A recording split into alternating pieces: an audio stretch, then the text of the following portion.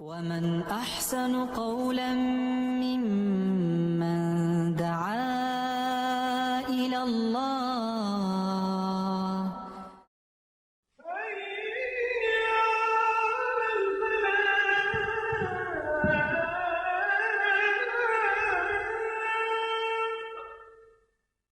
بسم اللہ الرحمن الرحیم الحمد للہ رب العالمین والعاقبۃ للمتقین الصلاۃ والسلام علی رسول النبی الکریم قال اللہ تعالی فی قرآن المجید والفرقان الحمید اعوذ باللہ من الشیطان الرجیم بسم اللہ الرحمن الرحیم یوصیکم اللہ فی اولادکم للذکر مثل حظ الانثیین فإن كن نساء فوق اثنتين فلهن ثلث ما ترك وإن كانت واحدة فلها النصف ولأبوين لكل واحد منهم السدس مما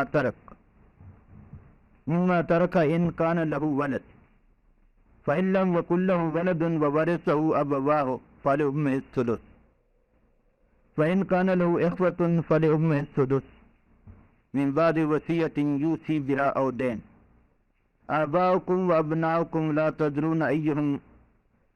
تدرون أيهم أقرب لكم نفعا فريدة من الله إن الله كان عليما حكيما.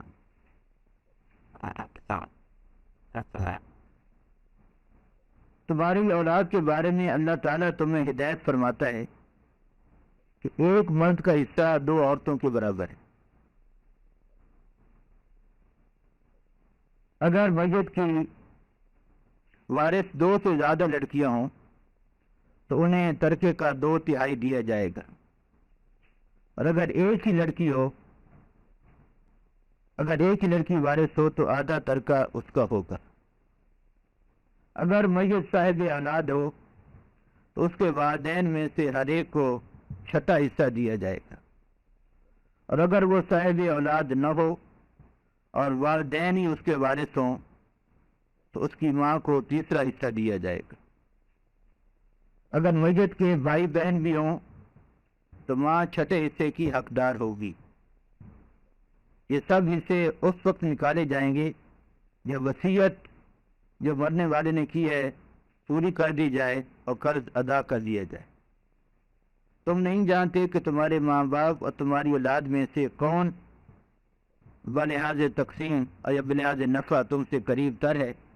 یہ اس سے اللہ تعالیٰ نے مقرر کیے، اور اللہ یقیناً سب حقیقتوں سے واقف ہے اور ساری مسئلوں تک کا جاننے والا ہے.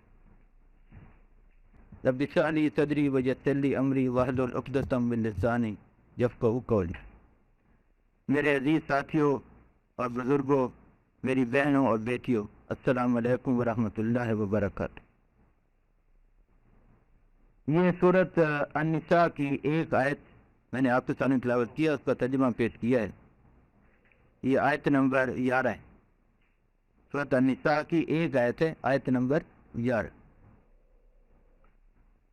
مدنی سورت ہے یہ، اور یہ سورت غزوہ احد کے بعد نازل ہوئی. قبل اس کے کہ ہم اس آیت کی تفصیل میں جائیں، بہت سی باتیں تمہیدی طور پر بیان کرنی بہت ضروری. آج کے اس درس کا موضوع ہے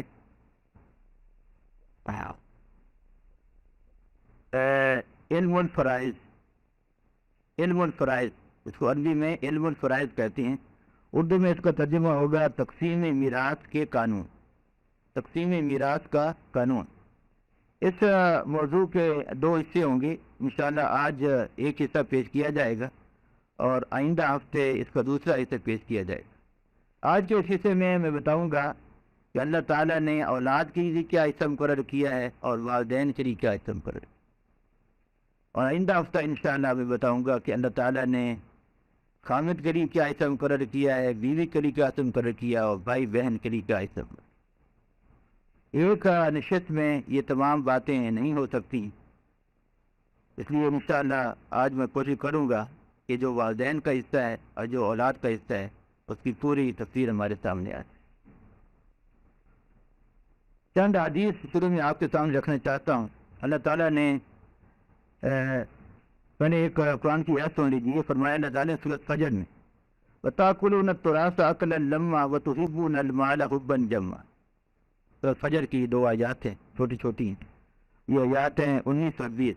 فرمایا اللہ تعالیٰ نے کہ تم میراث کا سارا مال سمیٹ کر کھا جاتے ہو اور تم مال سے جی بھر کر محبت کرو۔ حدیث ہمارے سامنے آ رہی ہے، حضرت انس بن مالک اس کے راوی ہیں۔ رسول اکرم صلی اللہ علیہ وسلم کا ارشاد ہے کہ جو شخص اپنے کسی وارث کو میراث سے محروم کرے گا، جو شخص کسی وارث کو اس کی میراث سے محروم کرے گا، اللہ تعالیٰ اسے جنت کی میراث سے محروم کر دے۔ اگر اس حدیث پر غور کریں تو جو اخباروں میں اشتہارات آتے رہتے ہیں کہ فلاں شخص نے اپنے بیٹے کو میراث سے محروم کر دیا یا آگ کر دیا، شرعی طور پر حرام۔ آپ اردو اخباروں میں بھی اور انگریزی اخباروں میں بھی یہ پڑھتے رہتے ہیں، کوئی شخص اپنے کسی وارث کو اس کی میراث سے محروم نہیں کر سکتا۔ یہ اللہ تعالیٰ نے حصہ دیا ہے، کوئی شخص اس کا حصہ کاٹ نہیں سکتا۔ دوسری حدیث ہے جس کے راوی ہیں حضرت ابو ہریرہ رضی اللہ عنہ۔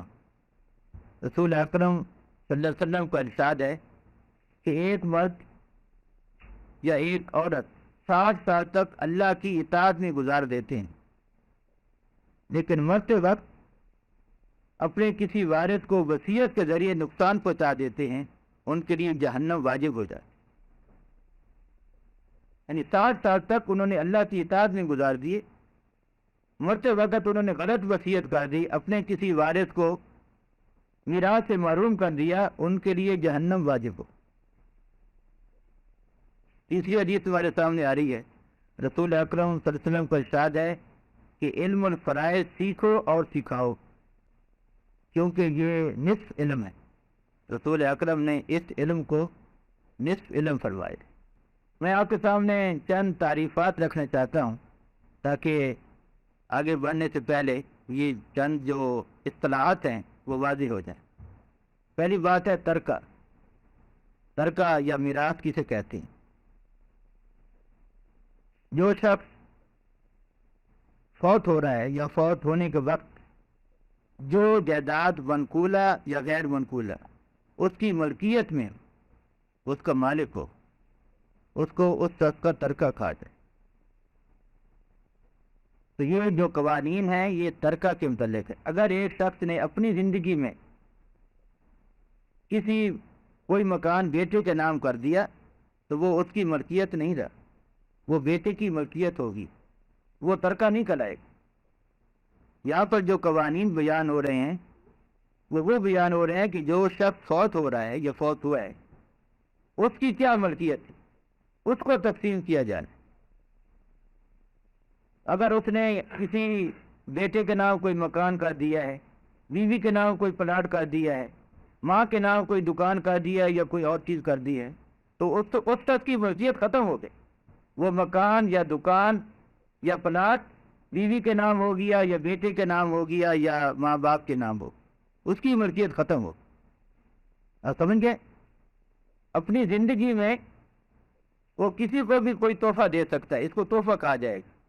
اپنی زندگی میں اس نے کسی کو مکان دے دیا، کسی کے نام مکان رجسٹر کر دیا، اپنی والدہ کے نام مکان رجسٹری کرا دیا، تو وہ اس کی ملکیت ختم ہو گئی۔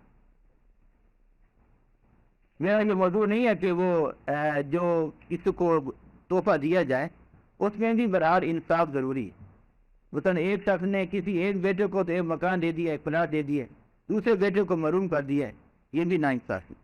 صرف ایک حدیث اس طرح میں آپ کے سامنے رکھتا ہوں، بخاری مسلم کی حدیث ہے یہ۔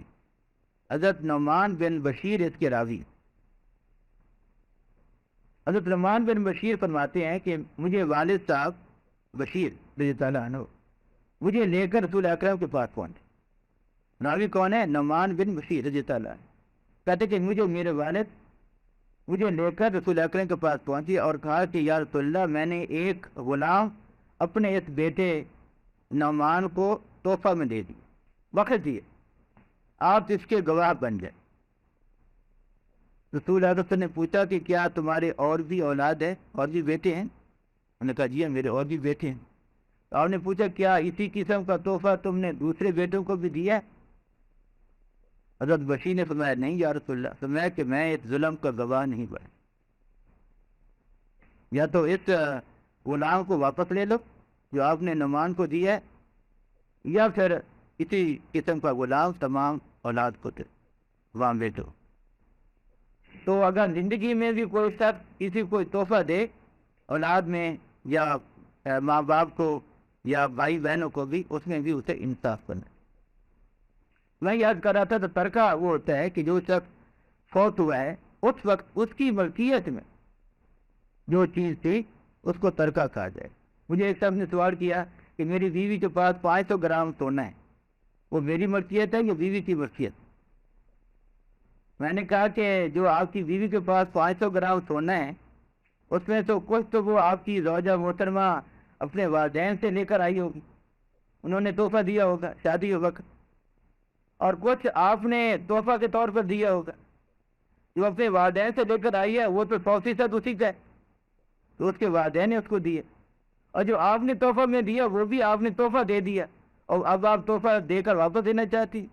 رسول اکرم کا ارشاد ہے کہ جو شخص کو تحفہ لے کر واپس لے وہ ایسا ہی ہے جیسے کہہ کر کے اس کو چاٹ لے، کہہ کر کے اس کو چاٹ لے۔ آپ نے فرمایا، میں نے کہا کہ یہ سارے کا سارا 500 گرام تمہاری بیوی کی ملکیت ہے، تمہارا اس میں کوئی حصہ نہیں۔ لیکن دوسری بات جو میں نے کہا کہ شاید تمہارے لیے خوشخبری ہو جائے، میں نے کہا وہ 500 گرام تمہاری بیوی کی ملکیت ہے، اس لیے اس سونے کی زکوٰۃ تمہاری بیوی پر فرض ہے۔ اگر تم زکوٰۃ ادا نہیں کرو گے تو تم سے نہیں پوچھا جائے گا کہ تم نے اپنی بیوی کے سونے کی زکوٰۃ کیوں ادا نہیں کی تھی۔ جو جس چیز کا مالک ہے زکوٰۃ اس پر واجب ہے۔ اگر کسی عورت کے پاس 500 گرام سونا ہے تو اس کی زکوٰۃ اس کے اوپر واجب ہے۔ جو خامد اس کو جیب خرچ دیتا ہے اس میں سے اسے سال کے بعد زکوٰۃ نکالنی۔ تو پہلی بات یہ تھی کہ ترکہ کسے کہا جاتا ہے۔ دوسری بات ہے کہ جو شخص فوت ہوا ہے اور جس کی جائیداد تقسیم ہونی ہے اس کو مورث کہا جاتا ہے۔ میت، مورث سے کے ساتھ میم واد اے سے مورث کہا جاتا ہے، اور جو اس کی جائیداد ہے اس کو میراث کہا جاتا ہے۔ یعنی اردو کے الفاظ بھی ہیں، آپ سب جانتے ہیں، لیکن یہ چند اصطلاحات ہیں، میں دوبارہ اس کو دہرا رہا ہوں تاکہ مورث کون ہے تھے؟ جو فوت ہوا ہے اور جو اس کی جائیداد ہے جو جس کو تقسیم ہونا ہے اسے میراث کہا جاتا ہے۔ اس کے بعد ہے ایک لفظ ہے عربی کا ذوی الفروض، یہ مشکل لفظ ہے لیکن اس کی تعریف سمجھ لیں۔ ذوی الفروض وہ رشتہ دار ہیں مورث کے جن کا حصہ قرآن و حدیث میں مقرر کر دیا گیا۔ مثلا کسی کا حصہ ہے آدھا، یعنی پوری جائیداد کا آدھا حصہ، کسی کا حصہ 1/3 ہے، کسی کا حصہ 1/4 ہے، کسی کا چھٹا حصہ ہے، کسی کا 8واں حصہ ہے، تو یہ سارے ذوی الفروض کہلاتے ہیں۔ مثلا ماں، باپ، بیوی، خامد، بیٹی، یہ سب ذوی الفروض ہے۔ بیٹا ذوی الفروض میں شامل نہیں۔ میں آپ کو بتاؤں گا اس کے متعلق، کیا لوگ حیران ہو رہے ہوں گے کہ بیٹا ذوی الفروض میں کیوں نہیں؟ بیٹے کا کوئی حصہ مقرر نہیں، یعنی بیٹے کو آدھا ملے گا، بعض صورتوں میں بیٹے کو پوری جائیداد بھی مل سکتی ہے، تو بیٹے کا کوئی حصہ قرآن میں مقرر نہیں کیا گیا، تو بیٹا ذوی الفروض میں شامل نہیں۔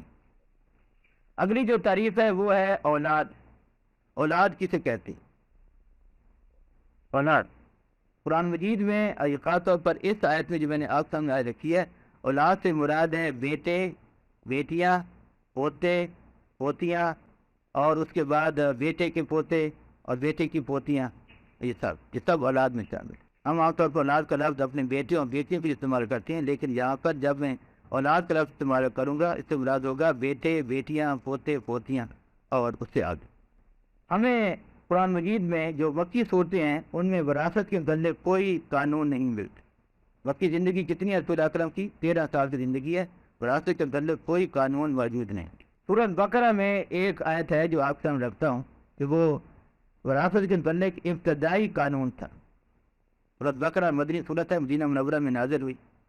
فرمایا گیا ہے، اللہ تعالیٰ نے ارشاد فرمایا، یہ فرمایا اللہ تعالیٰ نے کتب علیکم، تم پر یہ بات فرض کر دی گئی، اذا حضر احدکم الموت، کہ تم میں سے جب کسی کی موت کا وقت آئے، ان ترک خیرا، اور وہ اپنے پیچھے کوئی مال چھوڑ کر جا رہا، اسے کیا کرنا چاہیے؟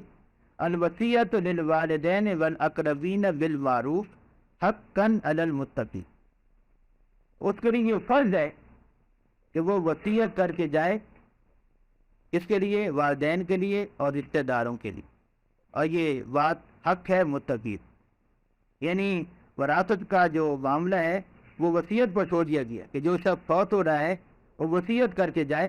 وصیت لازمی تھی، فرض تھی، کتب علیکم اذا حضر احدکم الموت، کہ جب تم میں سے کسی کی موت کا وقت آئے اور وہ کچھ مال کا چھوڑ کر جا رہا ہو تو اس کے لیے فرض ہے، لازم ہے۔ یہ وہی لفظ ہے جو کتب علیکم الصیام، یا فرمایا کتب علیکم، یہ وہی الفاظ ہے کہ جب تم میں سے کسی کی موت کا وقت ہو تو اس کے لیے فرض ہے، ضروری ہے، لازم ہے تو وصیت کر کے جائے اپنے والدین کے لیے اور اپنے رشتہ داروں کے لیے معروف کے مطابق۔ اب معروف کیا چیز تھی اس کی وضاحت بعد میں کی گئی، معروف کے مطابق وصیت کر کے جائے حقا علی المتقین، اور یہ بات متقیوں کے لیے حق ہے۔ یہ ابتدائی حکم تھا جو سورۃ البقرہ میں نازل ہے۔ اس کے بعد غزوہ احد ہوئی 3 ہجری میں، شوال 3 ہجری میں، اور آپ کو معلوم ہے کہ اس غزوہ میں 70 کے قریب صحابہ کرام شہید ہوئے، 70 صحابہ کرام شہید ہوئے، اور جب صحابہ کرام اتنی تعداد میں شہید ہوئے اس میں سے اکثر نوجوان تھے، تو ان کی جو میراث تھی اس کا مسئلہ بہت یعنی لوگوں نے اس کو دیکھا کہ اس مسئلے کے لیے ہمیں حل چاہیے، اور ہمیں ایک حدیث ملتی ہے کہ ایک صحابی ہیں حضرت سعد بن ربی، سمجھے اس بات کو، وہ غزوہ احد میں شہید ہو گئے، حضرت سعد بن ربی غزوہ احد میں شہید ہو گئے رضی اللہ تعالیٰ عنہ۔ ان کی پوری جائیداد پر ان کے بھائی نے قبضہ کر لیا اور ان کے بیوی بچوں کے لیے کچھ نہیں چھوڑا۔ اس وقت عربوں میں یہ روایت تھا کہ اگر کوئی شخص فوت ہو جاتا تھا اور اس شخص کی نرینہ اولاد نہیں ہوتی تھی، نرینہ اولاد سمجھتے ہیں، کوئی لڑکا نہیں ہوتا تھا، تو اس کی جائیداد پر ان کا بڑا بھائی قبضہ کر لیتا۔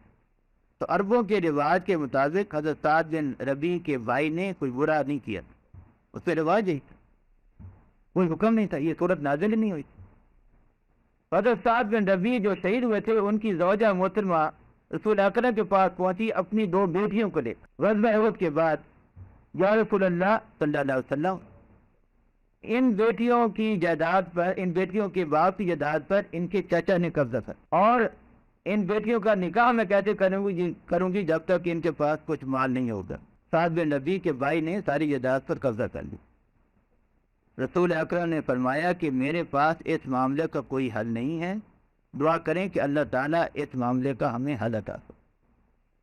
یعنی کسی بات کے متعلق اگر کوئی حکم نہیں تھا تو رسول اکرم نے یہ نہیں فرمایا کہ اس نے غلط کیا ہے، اس نے جو ہے نا حرام کام کیا ہے، نہیں، فرمایا کہ دعا کریں کہ اللہ تعالیٰ اس معاملے کا ہمیں حل عطا کرے۔ تو اس کے بعد یہ آیات نازل، یہ ایک سبب نزول ہے۔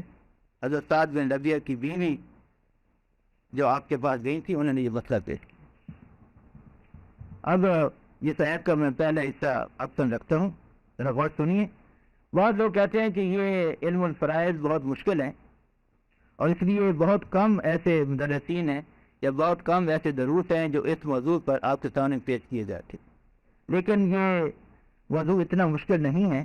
بعض مسائل اس میں بہت پیچیدہ ہیں، اس میں کوئی شک نہیں، لیکن میں آپ کے سامنے موٹی موٹی باتیں رکھوں گا جو ایک عام مسلمان کے لیے جاننے ضروری، اور انشاءاللہ میں کوشش کروں گا کہ آپ کو پوری بات سمجھ میں آ جائے۔ فرمایا یوصیکم اللہ فی اولادکم، اللہ تعالیٰ تمہیں ہدایت کرتا ہے اولاد کے بارے۔ یہاں پر لفظ اولاد ہے، اولاد سے کیا مراد ہے؟ بیٹے بیٹیاں پوتے پوتیاں ہو رہا ہے، تو یہاں پر اولاد کا لفظ فرمایا گیا۔ پہلا حکم کیا ہے؟ للذکر مثل حظ الانثیین، کہ ایک مرد کو 2 عورتوں کے برابر حصہ ملے، ایک مرد کو 2 عورتوں کے برابر حصہ ملے۔ تو اب یہ بتایا جا رہا ہے کہ اگر جو شخص فوت ہوا ہے مورث، اس کے بیٹے بھی ہیں اور بیٹیاں بھی ہیں، تو بیٹے کو بیٹی سے 2 حصہ ملے۔ میں آپ کو مثال دیتا ہوں کہ ایک شخص کے جو فوت ہوا ہے اس کے 3 بیٹے ہیں 2 بیٹے، 3 بیٹے اور 2 بیٹی ہیں، تو پہلے ان کو حصہ دیا جائے گا جو ذوی الفروض ہے. ذوی الفروض یعنی پہلے ماں کو حصہ دیا جائے گا، باپ کو حصہ دیا جائے گا، اور جو شخص فوت ہوئے اگر وہ مرد ہے تو اس کی بیوی کو حصہ دیا جائے گا، جو شخص فوت ہوئے اگر وہ عورت ہے تو اس کے خاوند کو حصہ دیا جائے. والدین اور بیوی یا شوہر کو حصہ دینے کے بعد جو باقی بچے گا اس کے 8 حصے کیے جائیں گے. مرد کتنے، بیٹے کتنے ہیں؟ 3، بیٹیاں 2. 8 حصے کیے جائیں جو بچ جائے گا. کس کو دینے کے بعد؟ والدین کو دینے کے بعد. والدین کتنا حصہ ہے وہ بھی تفصیل آ رہی. پہلے ماں اور باپ کو دیا جائے گا، پھر بیوی کو دیا جائے گا یا شوہر کو دیا جائے گا، باقی جو بچے گا اس کے 8 حصے کیے جائیں گے. 3 بیٹے ہیں، ہر بیٹے کو 2 حصے. پہلے بیٹے کو 2 حصے، دوسرے بیٹے کو 2 حصے، تیسرے بیٹے کو 2 حصے. کتنے حصے ہوئے؟ 6. ایک بیٹی کو 1 حصہ، دوسری بیٹی کو دوسرا. تو یہ 8 حصے ہوتے ہیں. مرد کو عورت سے دگنا دیا جائے گا، مرد کو عورت سے دگنا دیا جائے گا. اگر کسی شخص کا منہ بولا بیٹا ہے اس کو کوئی حصہ نہیں دیا جائے. شریعت میں اس کو کوئی حصہ نہیں. متبنہ جسے کہتے ہیں فاسٹر چائلڈ، انگلش میں فاسٹر چائلڈ کہا جاتا ہے. متبنہ کے لیے کوئی حصہ نہیں ہے شریعت. اگر کوئی شخص اپنے باپ کو قتل کر دے، اگر کوئی شخص اپنے باپ کو قتل کر دے تو اس شخص کو اپنے باپ کی میراث سے کوئی حصہ نہیں ملے. قاتل کو مقتول کی جائیداد سے کوئی حصہ نہیں ملے. قاتل کو مقتول کی جائیداد سے کوئی حصہ نہیں ملے. اگر 2 شخص ان کا دین مختلف ہو تو ایک دوسرے کے وارث نہیں ہوں. مثلاً باپ مسلمان ہے، بیٹا عیسائی ہے، تو بیٹے کو کوئی حصہ نہیں ملے گا. اگر باپ ہندو ہے اور بیٹا مسلمان ہے تو پھر بھی بیٹے کو کوئی حصہ نہیں ملے گا. ایک دوسرے کے وارث نہیں ہوں.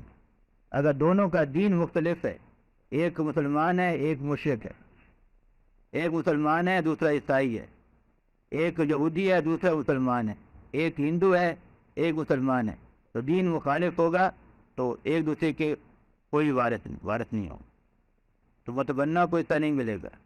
اس طرح جو غلام ہوتے تھے پہلے زمانے، اب تو غلام نہیں ہے، غلام کو جائیداد میں سے کوئی حصہ نہیں دیا جاتا. منہ بولا بیٹے کا کوئی حصہ نہیں ہے.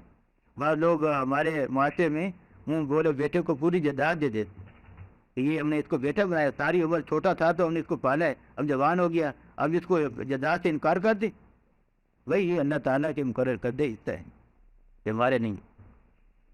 اب میں آگے بڑھنے سے پہلے ایک غلطی کا ازالہ کر دوں. بعض لوگ یہ کہتے ہیں کہ مرد کو دگنا کیوں دیا گیا؟ یہ تو بالکل برابر ہونا چاہیے، مرد اور حصہ عورت کا حصہ برابر ہونا چاہیے تھا. بعض لوگ اعتراض کرتے ہیں، خاص طور پر مغرب والے اس پر اعتراض کرتے ہیں کہ اسلام میں یہ زیادتی کی گئی ہے عورتوں کے ساتھ، کہ عورت کو 1 حصہ اور مرد کو 2 حصے. یہ کیا انصاف ہے؟ اس کو میں آپ کو جواب دینا چاہتا ہوں تاکہ اگر آپ کو کوئی بات آپ سے پوچھے تو آپ اس کا جواب دے سکیں، اس کو سمجھ میں لیں اور لوگوں کو اس کا جواب بھی دے سکیں کہ مرد کے 2 حصے کیوں رکھے گئے. پہلی بات تو یہ ہے کہ یہ حصے مقرر کرنے والا اللہ تعالیٰ ہے جو علیم ہے اور حکیم ہے. یہ آیت کیا ختم ہوتی ہے؟ خدا ان اللہ کان علیما حکیما. سب سے بڑا علم والا کون ہے؟ اللہ. اور سب سے بڑا حکمت والا کون ہے؟ اللہ.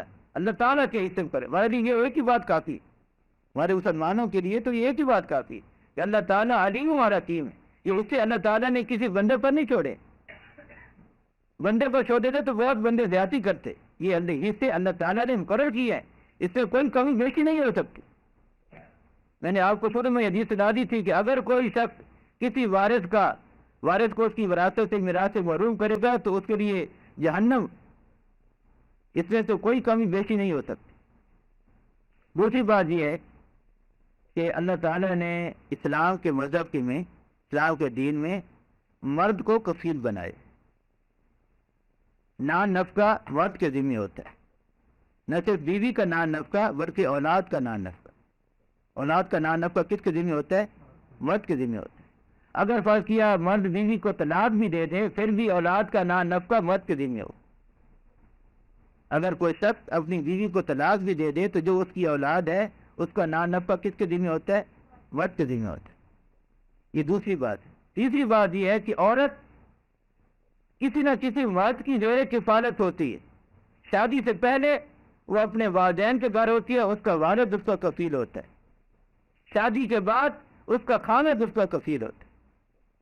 تو عورت ہمیشہ یا تو اس کے بہن بھائی اس کے کفیل ہوں گے شادی سے پہلے، اب اس کے بھائی اگر وہ اس کے والد فوت ہو چکے ہیں تو اس کے بھائی اس کے کفیل ہوں، اور شادی کے بعد اس کا خاوند اس کو کفیل ہوگا۔ اس لیے یہ بالکل انصاف کے مطابق ہے کہ اللہ تعالیٰ نے مرد کو 2 حصے دیے ہیں اور عورت کو 1 حصہ دی۔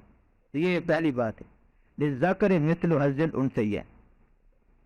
آگے فرمایا فَإِن كُنَّ نِسَاءً فَوْقَ اثْنَتَيْنِ فَلَهُنَّ ثُلُثُ مَا تَرَكَ۔ اگر کسی شخص کا کوئی بیٹا نہیں ہے اور اس کی 2 سے زیادہ بیٹیاں ہیں تو ان کو کیا اتنا حصہ ملے گا؟ اب قرآن مجید میں 2 سے زیادہ بیٹیوں کا ذکر ہے، لیکن یہ بات حدیث سے ثابت ہے کہ اگر 2 بیٹیاں ہوں، 2 بیٹیاں، تو ان کو بھی یہی حصہ دیا جائے گا۔ کتنا حصہ دیا جائے گا؟ پورے ترکے کا 2/3، پورے ترکے کا 2/3۔ 2 بیٹیاں ہوں یا 2 سے زیادہ بیٹیاں، اب ان کا جو ہے وہ حصہ مقرر کر دیا گیا۔ یہ بیٹی ذوی الفروض میں سے ہے، بیٹا ذوی الفروض میں سے نہیں ہے۔ 2 بیٹیوں کا حصہ 2/3 ہے، 3 بیٹیاں ہوں ان کا حصہ بھی 2/3 ہے، 4 بیٹیاں ہوں ان کا حصہ بھی 2/3، 2 یا 2 سے زیادہ بیٹیوں کا حصہ 2/3۔ میں آپ کو مثال دیتا ہوں، ایک شخص کی 4 بیٹیاں بالفرض یا 2 بیٹے چرس فرض کر لیں، اور اس کی جائیداد یا اس کا جو ترکہ ہے 18,000 ہے، مثال ایک دے رہا ہوں۔ 18,000 کا 1/3 کتنا ہوتا ہے؟ 6,000، 1/3 اور 2/3 12,000، 12,000 2/3، 12,000 کو ہم نے 2 بیٹی میں تقسیم کرنا ہے تو برابر 6,000 ایک بیٹی کو، 6,000 دوسری بیٹی کو دیا جائے۔ اگر 3 بیٹی ہیں تو پھر بھی 2/3، 2/3 کتنا تھا؟ 12,000، 12,000 3 بیٹی تقسیم ہوگا، 4,000 ایک کو، 4,000 دوسری کو، 4,000 تیسری۔ اگر 4 بیٹیاں ہیں تو وہی 12,000 4 میں تقسیم ہو جائے گا، 3,000 3,000 3,000 اور 3۔ تو کیا ہمارے سامنے بات آئی کہ اگر 2 بیٹیاں ہوں کسی شخص کی، بیٹا نہیں ہے، 2 بیٹیاں ہوں یا 2 سے زیادہ بیٹیاں ہوں تو ان کو کل ترکے کا 2/3۔ پہلے بھی میں اس میں فرق کیا ہے کہ اگر بیٹے بھی ہوں بیٹیوں بھی ہوں تو پہلے ذوی الفروض کو دیا جائے گا۔ کس کو دیا جائے گا؟ ماں باپ کو دیا جائے گا، اور بیوی و شوہر کو دیا جائے گا۔ جو باقی بچے گا، اگر بالفرض ایک ہی بیٹا ہے کسی شخص کا، تو ماں باپ کو دے دیا، بیوی کو دے دیا، باقی جو بیٹا وہ سارے کا سارا ایک لڑکا لے جائے گا۔ اس لیے لڑکا کا حصہ مقرر نہیں کیا ہے، بیٹے کا حصہ کوئی حصہ نہیں مقرر کیا۔ بیٹا بعض اوقات ساری جائیداد کا مالک بھی ہو سکتا ہے۔ اگر کوئی شخص فوت ہوا ہے، اس کے ماں باپ بھی نہیں ہے، بیوی بھی نہیں ہے، ایک بیٹا ہے، تو ساری جائیداد بیٹے کا مالک ہے، بیٹا ساری جائیداد کا مالک ہو۔ تو اب سمجھ آ رہی ہے آپ کو کہ اس لیے اللہ تعالیٰ نے بیٹے کا حصہ مقرر نہیں کیا ہے۔ بیٹے کا حصہ مقرر کر دیا جاتا، آدھا حصہ ہے، تو اس کو مطلب آدھے سے زیادہ وہ نہیں لے سکتا تھا۔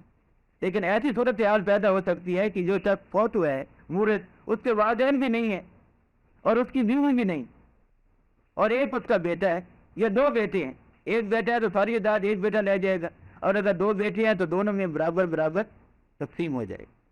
لیکن یہاں پر جو ہے وہ فرمایا جا رہا ہے کہ اگر کسی شخص کی 2 بیٹیاں یا 2 سے زیادہ بیٹیاں ہوں تو ان کو پوری ترکے کا 2/3 دیا جائے گا۔ 2 بیٹیاں ہوں، 3 بیٹیاں ہوں، 4 بیٹیاں ہوں، سے زیادہ بیٹی، سمجھ گئے کہ بات؟ وَإِنْ كَانَتْ وَاحِدَةً فَلَهَا النِّصْفُ۔ اگر کسی شخص کی ایک بیٹی ہو، بیٹا کوئی نہیں ہے، ایک چیز میں آپ کو لے رہا ہوں تاکہ آپ تک 2 بیٹیاں ہوں یا 2 سے زیادہ ہوں، اس کے لیے کیا تھا؟ 2/3، اوکے۔ اب کسی شخص کی صرف ایک بیٹی ہے، بیٹا کوئی نہیں، تو میں اس کے لیے کیا ہے؟ اس کو پوری ترکے کا آدھا حصہ ملے۔ ہم دیکھو آدھا آ گیا نا یہاں پر، اس کو کہتے ہیں حصہ، یعنی جن کا حصہ مقرر کر دیا، آدھا یا 2/3 یا 1/3، ان کو ذوی الفروض کہتے ہیں، ان کے حصے مقرر کر دی گئے۔ اگر کسی شخص کی ایک بیٹی ہو، بیٹا کوئی نہیں ہے، تو اس کو آدھا حصہ دیا جائے گا، باقی بچ جائے گا وہ دوسرے ورثاء کو بعد میں دیا جائے گا، یعنی والدین کو یا بیوی ہو یا شوہر ہو، جو شخص فوت ہوا ہے اس کے والدین ہیں، اس کی بیوی ہے، یا اگر وہ عورت ہے اس کا شوہر، اس کو بعد میں دیا جائے گا، لیکن پہلے بیٹی کو پورے ترکے کا آدھا حصہ دیا جائے۔ وَإِنْ كَانَتْ وَاحِدَةً فَلَهَا النِّصْفُ، اس کو پورے حصے کا، پورے ترکے کا آدھا حصہ دیا جائے۔ اب ایک اور غلط فہمی لوگوں میں ہے، بلکہ بعض لوگ تو کہتے ہیں کہ یہ بڑا ظلم ہے، نعوذ باللہ، اللہ تعالیٰ ظلم کرے گا بندوں پر۔ استغفر اللہ نعوذ باللہ. بعض لوگ کہتے ہیں کہ اللہ تعالیٰ نے یتیم پوتے کے لیے کوئی حصہ نہیں رکھا. یتیم پوتے سے کیا مراد ہے کہ ایک شخص فوت ہوا ہے, ایک شخص ہے اس کے 2 بیٹے تھے, یتیم بیٹے تھے. ایک بیٹا اس کی زندگی میں فوت ہو, ایک بیٹا باپ کی زندگی میں فوت ہو گیا, اور جو فوت ہوا ہے اس کی اولاد ہے, تو یتیم پوتے کی بات کر رہے ہیں. اور جو شخص فوت ہوا ہے اس کی اگر اولاد موجود ہے, بیٹے موجود ہیں, بیٹیاں ہیں, تو یتیم پوتے کو شرعی طور پر کوئی حصہ نہیں ملتا. میں نے آپ کو جو بات بتائی ہے اس میں پوتے کا ذکر تو نہیں ہے نا. اگر بیٹے ہوں اور بیٹی ہوں تو ان کو یہ حصہ دیا جائے گا, اور اگر 2 بیٹی ہوں تو ان کو اتنا حصہ دیا جائے گا, اور اگر ایک بیٹی تو ان کو اتنا دیا جائے گا. یتیم پوتے کا حصہ نہیں ہے. اگر کسی شخص کی نرینہ اولاد موجود ہو تو یتیم پوتے کو کوئی حصہ نہیں ملتا. وہاں لوگ کہتے ہیں کہ یہ تو بڑا ظلم ہے, پہلے اس کا باپ فوت ہو گیا, وہ اس کے لیے صدمہ ہے, اب جو جائیداد تقسیم کی جا رہی ہے تو باقی بیٹوں کو تو ملے گا, لیکن جو بیٹا فوت ہو گیا اس کی اولاد کو کچھ نہیں ملے گا. لیکن یہ ہماری کم علمی ہے. ہمیں بعض اوقات مسائل کا علم نہیں ہوتا ہے, چیزوں کا علم نہیں ہوتا ہے, اور ہم فتویٰ لگا دیتے ہیں کہ یہ تو بڑا ظلم ہے. بلکہ پاکستان میں اس وقت جو میراث کا قانون ہے اس میں پوتے کو, یتیم پوتے کو حصہ دیا جائے. وہ جو قرآن جو شریعت ہے اسلام اس کے خلاف. آپ کو شاید علم ہو یا نہ ہو, پاکستان کے اندر جو میراث کا قانون ہے اس میں یتیم پوتے کو حصہ دیا جائے, جو قرآن و سنت کے خلاف ہے. اس میں کوئی اختلاف نہیں, اس میں کسی مسلک میں چاہے وہ حنفی ہو یا کوئی ہو, کوئی اختلاف نہیں ہے. لیکن پاکستان میں جو ہو رہا ہے وہ غلط ہو رہا ہے, شریعت کے مطابق نہیں. یتیم پوتے کو اب بتاتا ہوں کہ اس کی وجہ کیا ہے. میں نے آپ کو بتایا نا کہ ہمیں بعض اوقات علم نہیں ہوتا ہے. اب دیکھیے, اللہ تعالیٰ نے ہمیں یہ حق دیا ہے ہر مسلمان کو کہ جتنا ہمارا مال ہے اس کے 1/3 کی ہم وصیت کر سکتے, 1/3 کی. اور وصیت کس لیے کی جائے گی؟ جو غیر وارث ہے. مثال کے طور پر میرے پاس 9 لاکھ روپیہ ہے یا 9 لاکھ ریال ہے بالفرض, تو میرا یہ حق ہے, مجھے یہ حق دیا گیا ہے کہ میں 1/3 3 لاکھ ریال کی وصیت کر سکتا ہوں ان لوگوں کے لیے جو وارث نہیں ہیں. میں وصیت لکھ کر رکھ سکتا ہوں. کس کے لیے کر سکتا ہوں؟ یتیم پوتا ہے تو اس کے لیے کر سکتا ہوں. میرا بھائی غریب ہے, اس کے لیے میں, میرے بھائی کو وراثت میں سے کوئی حصہ نہیں ملے گا, اس کے لیے وصیت لکھ سکتا ہوں. میرا چچا غریب ہے, میری خالہ غریب ہے, یا کسی اور چیز کے لیے 3 لاکھ کا مجھے اللہ تعالیٰ نے حق دیا ہے کہ 9 لاکھ میں سے زیادہ 3 لاکھ کی میں وصیت کر سکتا ہوں. اور وصیت کس کے لیے کی جائے گی؟ غیر ورثہ کے لیے. وارث کے لیے وصیت نہیں کی جا سکتی. وارث کا حصہ تو مقرر کر دیا ہے نا اللہ تعالیٰ نے, مقرر کر دیا, یہ تو ہم پر چھوڑا ہی نہیں, یہ تو اللہ تعالیٰ کے حصے مقرر ہے. لیکن اللہ تعالیٰ نے مورث کو بھی حق دیا ہے, جو شخص فوت ہوا ہے, کہ وہ 1/3 کی وصیت کر سکتے. ہم یہ حق ہم نے وصیت لکھنا ہی چھوڑ دی, وصیت لکھتے ہی نہیں, بالکل اس کا تو رواج ختم ہی ہو وصیت لکھنا. اب اللہ تعالیٰ نے مجھے حق دیا ہے کہ میں 9 لاکھ میں سے 3 لاکھ کی وصیت کر سکتا ہوں, تو میں یتیم پوتے کے لیے کچھ وصیت نہیں کر سکتا. اس کو 3 لاکھ میں سے 3 لاکھ پورے کو پورا بھی دے سکتا ہوں, 2 لاکھ بھی دے سکتا ہوں. میرا بھائی غریب ہے اس کو بھی دے سکتا ہوں, اور جو بھی جن کو میں دینا چاہوں اس کے لیے وصیت لکھ سکتا ہوں. بلکہ میں آپ کو ایک حدیث سناتا ہوں کہ ہم میں سے ہر ایک کو وصیت لکھ کر رکھنی چاہیے. حدیث سنیے ذرا, بخاری مسلم کی حدیث ہے. حضرت عبداللہ بن عمر رضی اللہ عنہما اس کے راوی, اور فرمایا کہ کسی مومن کے لیے یہ بات درست نہیں ہے کہ 2 راتیں گزر جائیں اور اس کے پاس لکھی ہوئی وصیت موجود نہ ہو. کیا مطلب ہے؟ کہ 2 راتیں تو غفلت میں گزر سکتی ہیں تو اس نے لکھ کر نہیں رکھی وصیت, لیکن 2 راتوں سے زیادہ تیسری رات نہیں گزرنی چاہیے کہ اس کے پاس لکھی ہوئی وصیت موجود نہ ہو. اس کی وجہ کیا ہے؟ اس کی وجہ میں آپ کو سمجھاتا ہوں کہ بالفرض آج کل جو زمانہ ہے, مجھے اپنی موت کا وقت پتہ نہیں, میں صبح دفتر جاتا ہوں, شاید واپس بھی آؤں گا یا نہیں آؤں, کسی کو معلوم نہیں. موت کا وقت کسی کو بھی معلوم, کوئی حادثہ ہو سکتا ہے, تو میری اچانک موت واقع ہو سکتی ہے, خدا نہ خواستہ ہو سکتی ہے ہی نہیں ہو سکتی. اور اگر میرا بھائی غریب ہے یا میرا پوتا غریب ہے, یتیم ہے, یا میرا کوئی اور رشتہ دار غریب ہے جو وارث نہیں ہے, اور میں اس کو کچھ دینا چاہتا ہوں, تو میرے پاس لکھا ہوا نہیں ہے, تو وارثوں کو کیسے معلوم ہوگا کہ میری یہ خواہش تھی؟ معلوم ہوگا؟ نہیں معلوم. تو جتنی بھی جو وہ میراث ہوگی وہ وارث آپس میں تقسیم کر لیں گے نہیں کرنے، کیونکہ ان کو آ کے ان کے پاس کوئی ریٹرن ڈاکومنٹ نہیں موجود ہے، کوئی چیز دستاویز موجود نہیں ہے کہ یہ مرنے والے کی یہ وصیت تھی۔ رسول اللہ علیہ وسلم کا ارشاد ہے، بخاری مسلم کی حدیث ہے، کسی بھی شخص کے لیے یہ بات درست نہیں ہے اگر اس کے پاس وصیت کرنے کے لیے کوئی چیز موجود ہو، کوئی مال موجود ہو، اور اس کے لیے یہ جائز نہیں ہے کہ 2 راتیں گزر جائیں اور اس کے پاس وصیت لکھی ہوئی موجود نہ ہو۔ اگر میں کسی کو کچھ دینا چاہتا ہوں، یتیم پوتا ہے یا بھائی ہے یا بہن ہے یا چچا ہے یا خالہ ہے یا پھوپھی ہے، تو میرے پاس لکھا ہونا چاہیے کہ یہ اس کو دیا جائے۔ اور وصیت پر عمل کرنا آپ کی اولاد کا یا میری اولاد کا یا ہمارے رشتہ داروں کا، ہمارا ورثاء کا فرض ہے۔ لیکن اگر کسی نے غلط وصیت لکھ دی، مثلا لکھ دیا کہ میرے فلاں بیٹے کو کچھ نہیں دیا جائے گا، وصیت لکھ سکتا ہے نا، یا میری فلاں بیٹی کو کچھ نہیں دیا جائے گا، اس کو جائیداد میں سے کچھ نہیں دیا جائے گا، تو ورثاء کا کیا کام ہے؟ ورثاء کا کام ہے کہ اس پر عمل نہ کرے، اس کو درست کرے۔ قرآن مجید میں آیت آپ سناتا ہوں، سورۃ بقرہ میں، سنیے ذرا، فَمَنْ خَافَ مِنْ مُوصٍ جَنَفًا أَوْ إِثْمًا فَأَصْلَحَ بَيْنَهُمْ فَلَا إِثْمَ عَلَيْهِ إِنَّ اللَّهَ غَفُورٌ رَحِيمٌ إِنَّ اللَّهَ غَفُورٌ رَحِيمٌ۔ پھر اگر کسی شخص کو یہ اندیشہ ہو کہ مرنے والے نے کم علمی کی وجہ سے یا جان بوجھ کر غلط وصیت کی ہے، اس کی اصلاح کر دے، اس کو درست کر دے، اس پر کوئی گناہ نہیں ہوگا۔ ان اللہ غفور الرحیم، اللہ تعالیٰ بخشنے والا مہربان۔ تو یہ نہیں ہے کہ وصیت بعضوں کو کہ ویسے باپ کی وصیت ہے، دنیا کی کوئی طاقت اس کو بدل نہیں سکتی ہے، کون ہے اس کو بدلنے والا؟ یہ تو میرے باپ کی وصیت ہے۔ نہیں، اگر باپ نے یا کسی اور شخص نے غلط وصیت کی ہے، کسی وارث کو اس کی میراث سے محروم کر دیا ہے، تو ورثاء کا کام ہے کہ اس وصیت کو درست کر دے، تو ان کو بھی ثواب ہوگا اور جو مرنے والا ہے وہ بھی عذاب سے بچ جائے۔ اب آگے چلیے، وہ فرمایا وَلِأَبَوَيْهِ لِكُلِّ وَاحِدٍ مِّنْهُمَا السُّدُسُ مِمَّا تَرَكَ إِن كَانَ لَهُ وَلَدٌ۔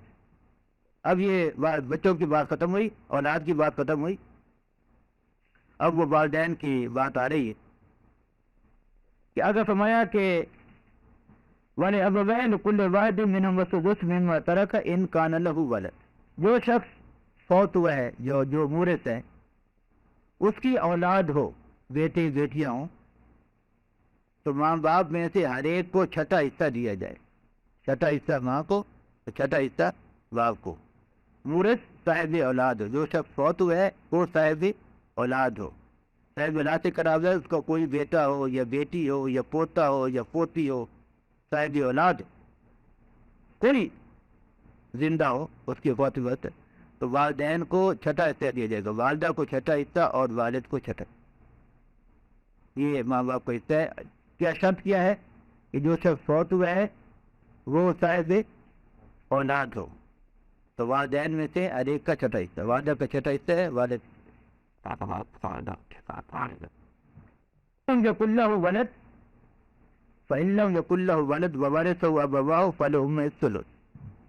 اور اگر جو شخص فوت ہوا ہے اس کی کوئی اولاد نہیں ہے، نہ بیٹا نہ بیٹی نہ پوتا نہ پوتی، نیچے تو کچھ بھی نہیں، کوئی اولاد نہیں، تو پھر تقسیم بدل جائے گی۔ فرمایا پہلے الثلث، تو پھر اس کی والدہ کو 1/3 حصہ دیا جائے، اور اگر اور کوئی وارث نہیں ہے تو جو باقی بچ جائے گا وہ کس کو دیا جائے گا؟ والد کو دیا جائے گا، والدہ کو 1/3 اور باقی والدہ کو دیا جائے گا 2/3۔ ایک بات میں اور یہاں آپ کو بتا دوں، اس کو ایک قانون کے طور پر آپ یاد رکھیں، بہت اہم بات ہے۔ مورث اگر کوئی بیٹا، بیٹی نہیں، بیٹا یا پوتا یا بیٹے کا پوتا زندہ ہو، یا باپ اور دادا یا باپ کا دادا زندہ ہو، ان میں سے کوئی زندہ ہو، کون کون ہے؟ بیٹا یا پوتا یا بیٹے کا پوتا یا باپ دادا یا باپ کا دادا، ان میں سے کوئی زندہ ہو تو بہن بھائیوں کو کوئی حصہ نہیں ملے۔ دوبارہ اس کو سن لیں، جو سب فوت ہوا ہے اس کا بیٹا یا پوتا یا بیٹے کا پوتا یا پوتے کا پوتا یا باپ یا دادا یا باپ کا دادا یا دادے کا دادا، ان میں سے کوئی زندہ ہو تو بہن بھائیوں کو کوئی حصہ نہیں ملے. تو یہاں پر بتایا جا رہا ہے کہ جو شخص فوت ہوا ہے اس کی کوئی اولاد نہیں ہے، فلأم الثلث، تو پھر اس کی والدہ کو 1/3 حصہ دیا جائے گا. اس کے علاوہ کون وارث ہو سکتی ہے؟ اولاد تو ہے نہیں. تو جو شخص فوت ہوا ہے اگر وہ مرد ہے تو اس کی بیوی کو حصہ دیا جائے گا، جو باقی بچ جائے گا وہ باپ کو دیا جائے گا. اگر بیوی بھی نہیں ہے تو والدہ کو 1/3، باقی 2/3 جو ہے وہ والد کو دیے. والدین کے لیے 1/3 ہے، والدہ کے لیے اور والد کے لیے 2/3 ہے اگر اولاد نہیں. اگر اولاد نہیں ہے اور ایک بھائی یا ایک بہن ہے، میری بات سمجھے، جو شخص فوت ہوا ہے جو مورث ہے اس کی کوئی اولاد نہیں. پہلی بات یہ کیا شرط ہے، کوئی اولاد نہیں ہے، نہ بیٹا نہ بیٹی نہ پوتا نہ پوتی، اور ایک بھائی یا ایک بہن ہے، ایک تعداد میں، دو نہیں، ایک بھائی یا ایک بہن ہے، تو پھر بھی والدہ کو 1/3 دیا جائے گا، اس میں کوئی فرق نہیں آئے گا. اور والد کو 2/3 دیا جائے گا اگر اور کوئی وارث نہیں ہے، یا اگر شوہر یا بیوی زندہ ہے تو شوہر یا بیوی کو دینے کے بعد جو باقی بچے گا وہ والد کو دیا جائے. فَإِن كَانَ لَهُ إِخْوَةٌ، اب یہ تیسری بات آ رہی. فَإِن كَانَ لَهُ إِخْوَةٌ فَلِأُمِّهِ السُّدُسُ، فَإِن كَانَ لَهُ إِخْوَةٌ فَلِأُمِّهِ السُّدُسُ. اگر جو شخص فوت ہوا ہے مورث، اس کے بہن بھائی ایک سے زیادہ ہو، یعنی کیا تھے، بہن بھائی کوئی بھی نہیں، یا بہن بھائی ایک ہے، ایک بہن یا ایک بھائی ہے، تو والدہ کو 1/3 اور باقی جو بچے گا وہ 2/3 والد کو دیا جائے. اور اگر کوئی اور وارث نہیں، یا بیان کیا جا رہا ہے کہ جو شخص فوت ہوا ہے مورث، اس کے اولاد بھی نہیں ہے لیکن بہن بھائی 2 یا 2 سے زیادہ ہے، یعنی 2 بھائی ہیں، یا ایک بہن یا ایک بھائی، یا کئی بھائی یا کئی بہن ہیں، یعنی بہن بھائیوں کی تعداد 2 یا 2 سے زیادہ ہے. بہن بھائیوں کی تعداد 2 یا 2 سے زیادہ ہے تو ماں کا حصہ کم ہو جائے گا، والدہ کو 6واں حصہ ملے گا. پہلے السدس، والدہ کو 6واں حصہ ملے گا، اور باقی شوہر یا بیوی کو دینے کے بعد جو باقی بچے گا وہ والد کو دیا جائے. اگر شوہر یا بیوی نہیں ہے مورث کی تو باقی 5/6 حصہ باقی والد کو دیا جائے. تو یہ 3 چیزیں ہیں، میں دوہرا دوں اس کو. جو شخص فوت ہوا ہے اس کی اولاد ہے تو والدین کو، والد کو 6واں حصہ، والد کو 6واں حصہ، والدہ کو 6واں حصہ، نمبر 1. نمبر 2، جو شخص فوت ہوا ہے اس کی کوئی اولاد نہیں ہے اور بہن بھائی بھی کوئی نہیں ہے، یا بہن بھائی ایک ہے، ایک بھائی یا ایک بہن، اوکے، تو والدہ کو 1/3 اور شوہر یا بیوی کو دینے کے بعد باقی جو بچے گا وہ والد کو دیا. یہ دوسری بات. تیسری بات کہ جو شخص فوت ہوا ہے مورث، اس کی کوئی اولاد نہیں ہے لیکن بہن بھائیوں کی تعداد 2 یا 2 سے زیادہ ہے. بہن بھائیوں کو کچھ نہیں ملے گا، میں آپ کو بتا چکا ہوں پہلے کہ بہن بھائیوں کو کچھ نہیں ملے گا. یہ ماں کا جو حصہ کم ہو گیا ہے اس کا مطلب یہ نہیں کہ بہن بھائیوں کو حصہ ملے گا. میں نے آپ کو بتا دیا شروع میں کہ اگر جو شخص فوت ہوا ہے اس کا بیٹا یا پوتا یا بیٹے کا پوتا یا باپ یا دادا یا باپ کا دادا، اس میں سے کوئی ایک زندہ ہو، کوئی ایک زندہ ہو تو بہن بھائیوں کو کوئی حصہ نہیں ملے. تو تیسری بات میں آپ کو بتا رہا تھا کہ جو شخص فوت ہوا ہے اس کی اولاد نہیں ہے، اس کے بہن بھائیوں کی تعداد 1 سے زیادہ ہیں، 2 یا 2 ہیں یا 2 سے زیادہ ہیں، تو والدہ کو 1/6 حصہ دیا جائے گا، اور خامد جو بیوی کو دینے کے بعد جو باقی بچے گا وہ والد کو دیا جائے.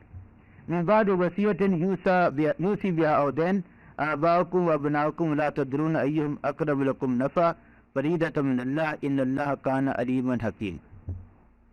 فرمایا کہ اس کی جو ترتیب ہوگی، جو وراثت ہے، اس کی جو میراث ہے، اس کی تقسیم ہوگی، اس کی ایک ترتیب ہے. سب سے پہلے جو شخص فوت ہوا ہے اس کی تجہیز و تقسیم کی جو اخراجات ہیں اس کی جو میراث ہے اس میں سے خرچ کیا جائے. ہو سکتا ہے ایک بھائی کہے کہ تم خرچ کرو، قبر کھدوانے کا سارا کفن وغیرہ تم کا، دوسرا بھائی کہے کہ تم کرو. اللہ تعالیٰ نے یہ اولاد پر نہیں چھوڑا ہے.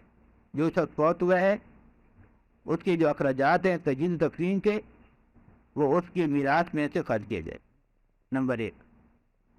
نمبر 2، اس کا اگر کسی کا قرض دینا ہے تو قرض ادا کیا جائے. اگر اس نے بیوی کا حق مار ادا نہیں کیا تھا، جو شخص فوت ہوا ہے اس نے بیوی کا حق مار ادا نہیں کیا تھا تو وہ بھی یہ قرض ہے، تو اس کی وراثت میں سے بیوی کا حق مار ادا کیا، قرض ہے یہ، بیوی کا حق مار اس میراث میں سے ادا کیا جائے۔ یہ نمبر 2 ہے۔ نمبر 3، اگر اس نے وصیت کی ہے، میں نے آپ کو بتایا تھا نا کہ 1/3 کی وصیت کی جا سکتی، اگر اس نے وصیت کیا ہے تو اس وصیت پر عمل کیا جائے، اور ورثاء کے لیے فرض ہے کہ اس وصیت پر عمل کریں۔ اس وصیت کو کوئی شخص بدل نہیں سکتا ہے، کوئی شخص ہیرا پھیری کر کے وصیت کو بدل دے اولاد میں سے یا ورثاء میں سے، حرام ہے، یہ بہت گنہگار ہو۔ تو پہلے تجہیز و تشییع کا اخراجات، پھر قرض ادا کیا جائے گا، اور پھر اس کے بعد جو وصیت ہے اس پر عمل کیا جائے گا، باقی جو مال بچے گا وہ ورثاء میں تقسیم ہو۔ یہی بات جہاں بتائی جا رہی ہے۔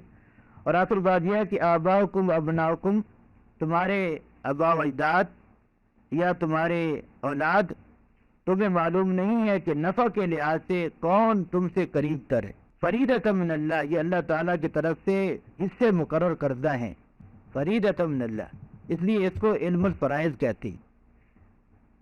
فرض کہتے ہیں کسی چیز کو معین کر دینا، مثلا فرض نماز ہے، اس میں کوئی اختلاف نہیں ہے کہ صبح کے فجر کی 2 فرض ہیں، ظہر کا جو مغرب ظہر کے اور عصر کے 4 فرض ہیں۔ سنتوں میں نوافل میں اختلاف ہے، فرض میں کوئی اختلاف نہیں، کوئی بھی مطلق ہو تو یہ چیز معین ہے۔ فرض کا مطلب ہے معین، علم الفرائض جو حصے معین ہے، جو حصے معین ہے، یہ حصہ خامد کا ہے، یہ حصہ بیوی کا ہے، یہ ماں کا حصہ ہے، یہ باپ کا حصہ ہے۔ تو فریضۃ من اللہ، یہ حصے اللہ کے مقرر کرتا ہے۔ ان اللہ کان علیما حکیم، اس رب العزت نے، اس اللہ نے یہ حصے مقرر کیے جو علیم ہے اور حکیم ہے۔ یعنی بات شروع میں آپ کو بتائی تھی کہ جو لوگ اس پر اعتراض کرتے ہیں، یہ اللہ تعالیٰ نے مقرر کر دیے، کوئی شخص ان حصوں کو گھٹا نہیں سکتا نہ بڑھا سکتا ہے۔